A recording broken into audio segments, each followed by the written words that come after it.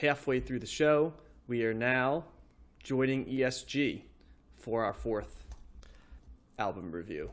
Matt, take us away on the numbers here. ESG, Come Away with ESG comes in at number 672 in the 1980s on Best Ever Albums, number 64 in 1983, number 4,438 of all time. It is ESG's highest rated album on Best Ever Albums, and they come in at number 2,810 of overall artist rankings. And I guess we haven't been tracking this, John, but where are we getting this record from? Was this a post-punk or what? Or not probably not post-punk. This was where we had to fill in some episodes, and so there were some loose spaces, and so I went over to alternate lists, like the Pitchfork list of best songs of best albums of the 80s and the NME list, and just filled in.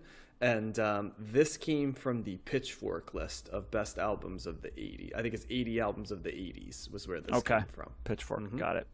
Yep. I think Josh is first here. Yes. He is.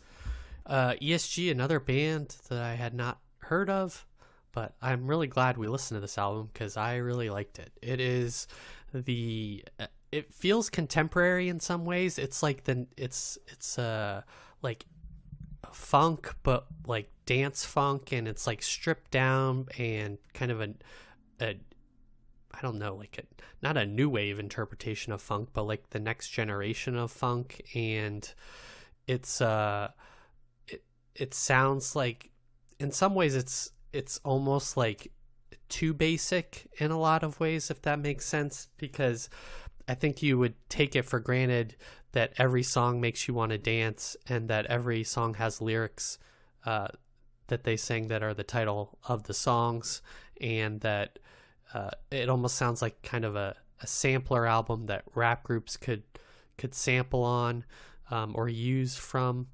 But I think it's kind of ahead of its time in some ways, or at least influential. There are female singers as the lead singers to this. I think they're both really good. There's some kind of like interesting sound effects, but really it's like the bass lines and the drums are really what this album is all about. They're upfront and prominent, and this album just kind of makes you feel good too listening to it. I thought it was uplifting. It just made me want to move. It's like the kind of foundational, almost tribal kind of music that I've referenced before that I really respond to. And it's not like overly complex in any sort of way, but it's just like really solid funk and stripped down, almost like, I don't know, not like avant-garde, but I don't know. It's like drum and bass. It's drum and bass really at its core. Yeah. Yeah, that's basically what it is, and it's what I responded to, and it's done really well, and I really like it. It's hard to it's almost like hard to describe why I like it, but as soon as you listen to it, you know why you like it. What'd you think, Matt? Yeah, this is like it is very stripped down. It's very, it almost seems like it's one of those, records that has a lot of songs that were kind of demos almost. It's like, hey, let's just, let's jam. Let's take out the drums and the bass and let's just start messing around with stuff. So, yeah. It's bass heavy, there's very little guitar. I was surprised to see that there is a credit to a guitar on here, and it's like, oh yeah, there is a little bit here or there, but it's like a note plucked here or there. But for the most part, you're getting a bass line, with backed up with pretty rapid drum playing, and with plenty of drum fills that go. So it's a very formulaic kind of drumming that's happening, which made me laugh because initially I was kind of like, oh, that's a cool, like it's almost like a tom-tom roll or fill or whatever, and then I realized they're doing it just about in every song. I was like, okay, it's like. Try something different, but it wasn't to the point where it was like annoying or anything. It very much stood out to me as kind of as funny, more so than anything, because I was but there's some cool bass, like Dance in particular. That bass line in Dance, the second track is just, it's like don don don don don don don don don. It just keeps going like that, and it's like when it's infectious right away. Yep. I thought that to me, the first time I listened to it, the first 1 or 2 times I listened to it, I kind of was I found myself losing interest as it went on, because I was like, okay, I get what you're doing. It's kind of it's kind of a one trick pony in the sense, because it's doing this one thing and it's kind of staying in that lane, not really deviating from it. But the more I listened to it, like the third, fourth, fifth time I listened to it, I was kind of like, I'm okay with this. Like, I don't know, maybe I just needed to get warmed up or get more used to it. And it's also not a terribly long record. I think it's under 40 minutes, or 32. It's 32 minutes. So a lot of these songs go quickly, which probably makes it easier to digest. I'm looking at the tracks, the track times now, and I think 4:32 is the longest song on here. Most of them are within the 2 minute range, under 3 minutes. So I was curious as to whether this would be something that, I could see, future artists, maybe taking samples from, since it is so bass and drum heavy, whether it's most likely rap artists or hip hop artists, sampling some of this stuff. So I'm not too sure about that. Go ahead. According to AllMusic, because they mentioned that, ESG went dormant for several years. Throughout the ensuing years, ESG were victimized by uncleared samples of their material. Yeah. There was a point during the early 90s when rap tracks using the siren-like sound of the track UFO seemed more common than ones that lifted James Brown back breakbeats. So there you go. Yeah. And that song's not on here, so I'm curious as to what that sounds like. But it's I don't know how often I would go back to this necessarily, but it's definitely a different listen, from kind of what we've done before. It's a different take on some very basic elements of rock music, I think, and funk as well. It's even jazzy, I would say, at times. So in that regard, I thought it was interesting and I liked it. I'd be thumbs up. I go thumbs up on this. I think to me, repeated listenings were helpful, not because like I needed more time to understand what was happening, because it's pretty straightforward, but I think I just needed more time to kind of come to terms with what they were presenting me with. The first couple of times I was, okay, where's the guitar come in? Where I was waiting, and it's not happening. Well, what about that? Nah, it's not happening either. Okay, so I took a little bit of adjustment there. So I think repeated listens are good.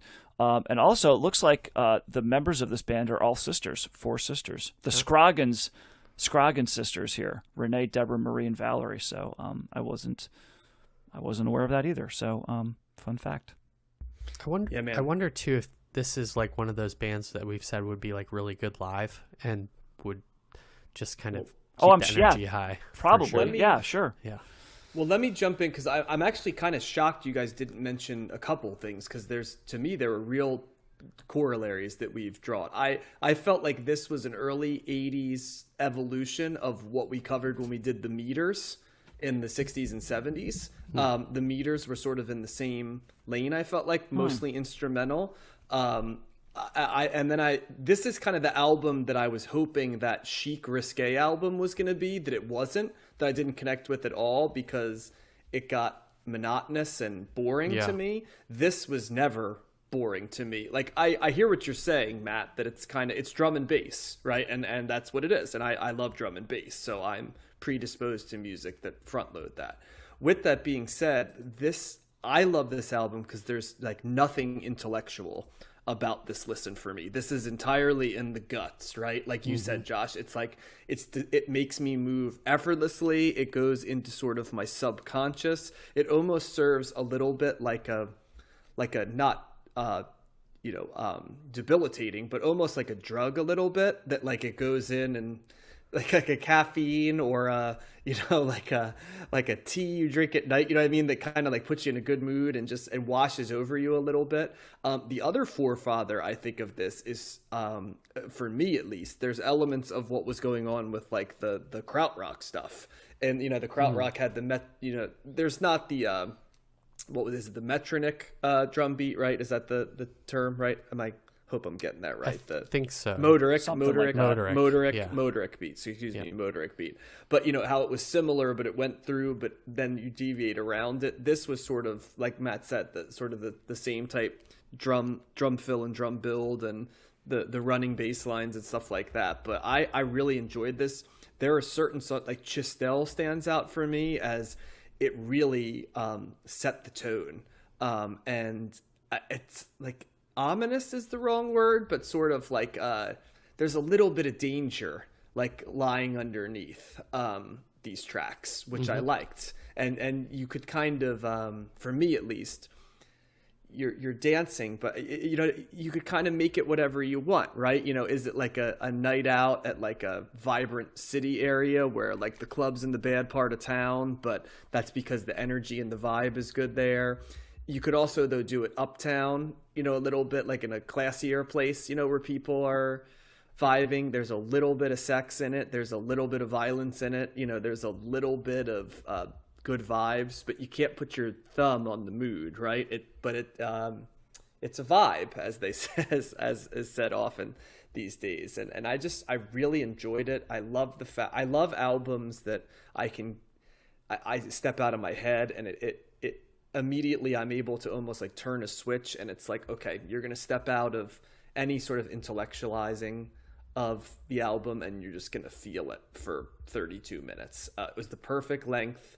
I really enjoyed it. I was a little bit familiar with ESG by name because I knew they would Beastie Boys name check them a lot. And I mean, it makes sense because you can hear elements of the stuff that was weaved into things like Paul's Boutique and stuff later. But yeah, I give this one a pretty strong thumbs up. It is not going to be something that's going to be in the Mount Rushmore of challenging or groundbreaking sounds, but much like those Meters albums that I really loved in the 70s, it's just a really enjoyable, funky, danceable, mostly instrumental collection of tracks that flies by in all the good ways. Yeah. I'd be interested if you like played this album and put babies in front of it, if they would like instinctively start moving to it. I think that's like an I think you kind of have to, right? Yeah. That's what I'm saying. Like, I think it hits like some sort of like level of humanity where like anyone could move. You said to primal, and that's a good word, because it really is to me. And I'm not a huge dancer like you are. I know you're much more of a dancer than I am. So like for me, when I dance, it's like in the way that like you want to like drum or move your head, kind of the not, but like it was immediate. It was involuntary and it was immediate. And the first time I listened to this album, I was actually listening to it while sitting on the couch, and sometimes I'll have the album there and I'm listening to it, but I'm just kind of on a couch, right? Not doing much anything else. And I just immediately noticed that like the shoulders, the arm, the tap, like there was no point when I was still on this album. So, and that isn't always a natural reaction for me on stuff. So, yeah. How about you, Matt? Were you jamming around the living room? Yeah, no, definitely. And like I said, I think I was feeling it more the more I listened to it. There's something great about its simplicity. I sometimes tend to gravitate towards stuff that's got a lot of moving parts and a lot of different things happening, and I think I tend to appreciate that stuff more. But that doesn't, but the simplicity of just like a bass line and a drum, and a drum fill on top of it, and a beat on top of it, can would be a fun album to play on the drums too. As someone who's dabbled a little bit in that, it would be, because it's not overly hard. It's fast, but not so fast you can't keep up. You're going hi-hat a lot, but it's consistent. It would be a hell of a fun album to drum to, I feel like. Yeah. Yeah, and I think that sometimes you can just have something be nice and simple and basic and just still really be really moving, and I found that throughout this record. So yeah, it was great. Okay. Yeah, just also, you mentioned this, John, but the fact that it's 4 women who started it, 4 sisters. Well, I think there's a guy in there too. Anyway, female dominated. That's worth re-emphasizing too, because that's not too common so far. It looks like the story I'm reading says that they kind of are like self-taught too. They kind of, it's funny, it said they listened to Sly and the Family Stone and the Meters, right? Who we mentioned here, which is funny, and Chic. Wow. Okay. Wow. I promise I didn't read this ahead of time, but they and I guess they were doing it, and then they just tried to play the songs, and that was how it popped off. Was they just practiced and did that? So they also apparently got, one of their big breaks was opening for Public Image Limited, which did we do another band that opened for them that seemed like weird? That's like, why would that band open for Public Image Limited? They also practiced like Rufus and Shaka Khan, which makes sense. We didn't mention them, but there's another really good corollary of an album we covered. It does have elements of that, and the Rolling Stones apparently too. Los Lobos, Matt. That was the band that opened for Public Image. Like, that doesn't seem like they would be. Los Lobos is much weirder as an opener for Public Image. You can see how this would work. To some degree in Public Image Limited, but Los Lobos, I just the Venn diagram of Los Lobos and Public Image Limited is just non-existent. It doesn't. Thank you, Ali G. Just so that people know that Matt does know that it's Venn diagram and not Zen. For those that are Ali G. The Zen diagram. What was it? Horses and ice cream gloves. What are horses and ice cream? Ice cream gloves and horses, or So anyway, naked lady on a horse. Naked lady on a horse. Yeah. Anyway, I enjoyed this album quite a bit, continuing a trend for this week. Same. If you haven't listened to it and you're looking for an easy but vibey listening experience, I think you could do a lot worse than this. Yeah, put it on at your next party, and it'll turn into a dance party. Yeah, just if you're in a bad mood, put this on. It's definitely something that puts you in a better mood. I can attest to that. There was a day that I was a little cranky coming home, and I looked at the albums we were going to cover this week, and I'm like, am I going to lean into it, or am I going to try something new? So I put this on. I was like, yep, this was it. So nice. Okay.